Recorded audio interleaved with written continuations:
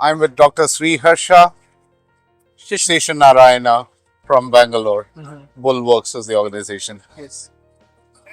Karnataka predominantly is not only on the IT sector, but even in the agro segment, a lot of things happening back in Karnataka. So we are speaking about the Bullworks. How did the idea crop up? Building a tractor or an earth mower or agro equipments to be based on EV. First of all, nice to be here. It's great to be here in Houston, and seeing all the different startups and across the world that's happening. So when we're talking about electric vehicles, especially in utility segment, so that's where Bullwork is focusing on, right? Our main vision and the mission is that we want to give the highest value to our customers. So when you're looking at the segment of utility, when I say utility, you're looking at agriculture, construction, mining, even industrial, movement. We are looking at a unit metrics where we are looking at what's the cost of a material moved per kilometer, right? So this is an area where the operational expenses in a traditional diesel guzzling tractors, for example, is very high. Just to give you a context, a tractor like a 45 HP tractor might cost us 9 lakh rupees, and to run the tractor for a year, 1000 hours of operation a year, it might cost you about 4 lakh rupees. So almost like 50% of the tractor's value per year you're spending on diesel, right? So that was the one insight that we had. The second part was these electric drive lines. They are inherently high torque in nature, and the tractors and the off-road segment, again in construction and utility, they require a lot of torque, so they require a lot of traction, and the electric drive lines are ideally suited for that. So when you pair up these two things, making machineries in electric driveline, first of all, reduces the operational cost of using those machines drastically. It comes down, and the drive lines could be reimagined and re-engineered to be very efficient for that particular use case.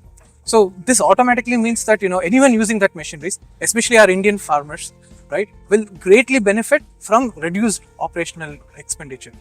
So the point leading to that is that the cost of running is so cheap that more people would want to use that, right? Also, the cost factor when we are speaking about it always involves the per acre. What is the area they are going to plow? Yes.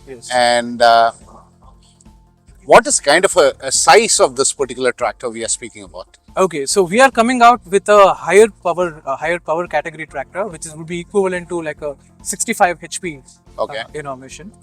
And the unique thing about our approach, at Bullwork, is that we do not have a regular retrofit sort of an approach. So we are not looking at an existing tractor, taking out the engine, putting an electric motor.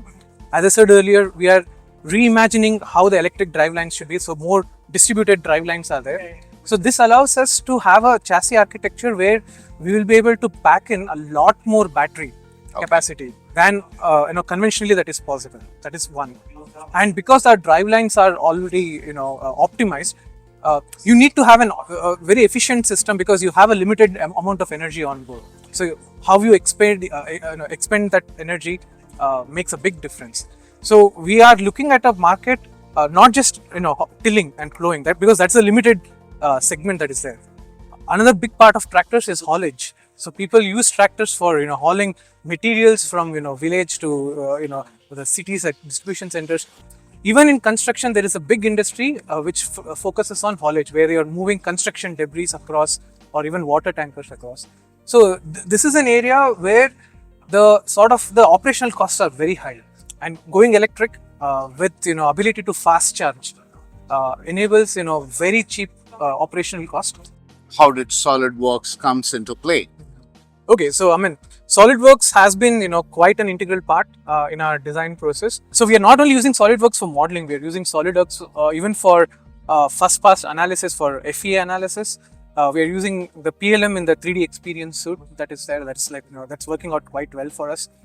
We are also using the cloud connection as well, mainly to kind of manage our model, so that we are moving away from like in-house managed data management to more of a cloud management as well. So the sort of backups that is there, the version control and the revision control that is happening, so those are all actually taken care by the 3DExperience platform. Is there any thought of shaking hands with some of the manufacturers back in India? We are, talking to a couple of folks, from different traditional tractor manufacturers already. Sonalika, Escorts. Yeah, I mean, I can't really disclose that at the moment, but again, right, there is a pro and a con to it. True. The pro is they come with a lot of experience in manufacturing, but the con is so they also have a sort of inertia, built into it, because as I said, our tractors are more like a floorboard design tractors, right? It's not like a traditional tractor with a transmission transaxle. The entire transmission systems are designed in-house. So, we come out with a new perspective, and that's the sort of an advantage that we also have. We are currently in a process of raising our first major funding round. We are looking to raise close to about $10 million, and that's already in the way to kind of help us accelerate into this sort of a facility for us.